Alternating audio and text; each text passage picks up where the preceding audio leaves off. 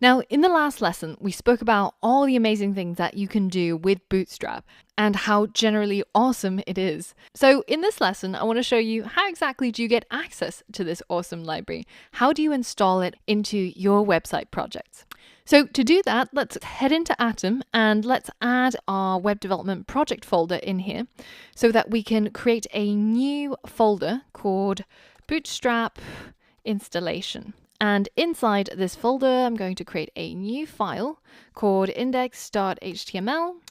Now that we have this new website, we can go ahead and create the HTML boilerplate and give our website a title, Bootstrap installation. And under the title, which is usually where we put in our links that linked to our style sheets, for example, this is where we can add the Bootstrap framework. So if you head over to getbootstrap.com, you can see that they've got a whole page that's dedicated to how you can install Bootstrap. And it's super, super easy. So the simplest way is just to copy the Bootstrap CDN and paste it into here. And all that this does is that when your browser reads through this code to try and load up the website, once it gets to this line, it goes over to this URL and downloads the Bootstrap files if the user doesn't already have it cached on their browser. So I just want to quickly explain firstly what a CDN is. So CDN stands for Content Delivery Network, and the concept is really simple. So do you remember how previously we looked at how the internet is delivered through all of these submarine cables, right? So for example, if the server for my website is in the US, say in the West Coast, and I try to access my website from the UK, then I would probably need to go through one of these transatlantic cables, and then there'll be some more wires that goes across the land, and that request reaches my server over here.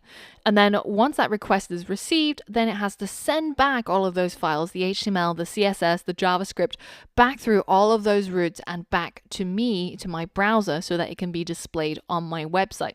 Now, as you can imagine, if that is the only location where your website exists, then that's quite a long route to travel. And even though these are pretty fast cables, it still generates a delay of, maybe a few milliseconds, or if there's a lot of data that I need to fetch over, like images or videos, then it might be a delay of a few seconds. And I don't know about you, but I generally don't wait for a website to load beyond maybe like 2 seconds, at which point I presume, it's probably down or there's probably some problems. So this is where a content delivery network comes in. So instead of hosting your website just in a single location, say over here, you actually have a whole bunch of points where that website can be accessed. So that means that if my request starts off from the UK, then it will look for the location that is of the shortest distance to get that website delivered. And that dramatically cuts down on the latency or how long it takes for your website to load up.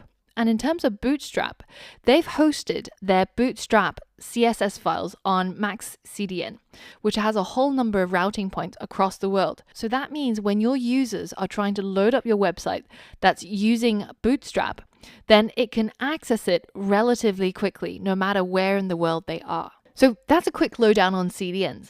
And that means that when your browser reaches this link, it'll look for the shortest route to download this CSS file if the user doesn't already have it. Now, because Bootstrap is one of the most popular frameworks that a lot of modern websites will have, then it's very, very likely that your users will have already downloaded this CSS file because they've loaded up a website that uses the same file. And when that happens, your browser actually caches it, so it saves the local copy so that you don't have to download it every single time. And that's one of the other advantages of working with Bootstrap. Because it's so common, because it's so popular, your users will probably already have this file on their browser cached, then it will again cut down on the latency. So now this is one way of installing Bootstrap onto our website. And now if I go ahead and add a H1, for example, then you'll see that it gets styled using the Bootstrap framework. So let's copy the full path, go to our browser and paste this in. You can see that this font is different. So say if I go ahead and comment this out, So I'm going to highlight this line and select Command / or Control / on Windows, hit save, and we go back over here and we refresh. Then you can see this is our default HTML styling, which is this serif font that looks kind of ugly. But with Bootstrap, it looks a little bit nicer. Now, the other way that you can add Bootstrap to your website, especially if you're creating a website from scratch, is to just copy and use their starter template.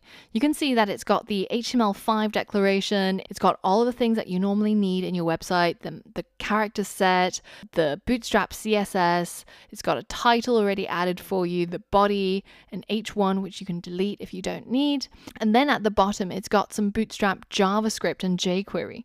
Now, we're going to be learning about JavaScript and jQuery in the next modules, but for some of the components in Bootstrap to work, they actually need some JavaScript. So for example, if something has to change in appearance on your website, so for example like a drop-down menu, then this actually needs a little bit more code than just HTML CSS, because this is kind of a functionality, right? And that's what this JavaScript and jQuery is going to help achieve.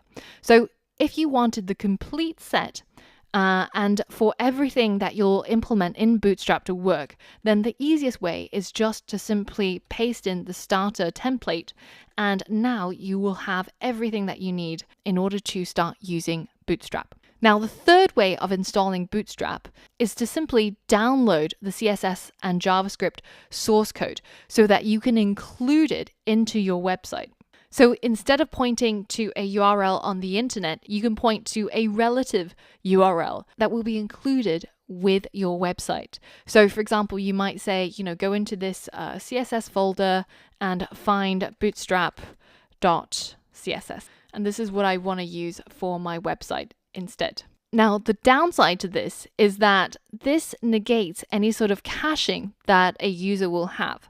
Because this is a completely separate file, the browsers will not recognize this and will not know that it's already been downloaded and already been cached. So it will have to download all of these files when it tries to load up your website, which leads to possibly a little bit more latency. So throughout this course, we'll be working with the easiest way of using Bootstrap, which is simply to get it through the CDN. And usually I tend to advise, just when you're starting out creating the websites using Bootstrap, is just to load up the example code. And this means that you'll have everything in there ready to go, and it was only one copy and paste away. So that's my recommendation, but of course it's completely up to you how you decide to do it.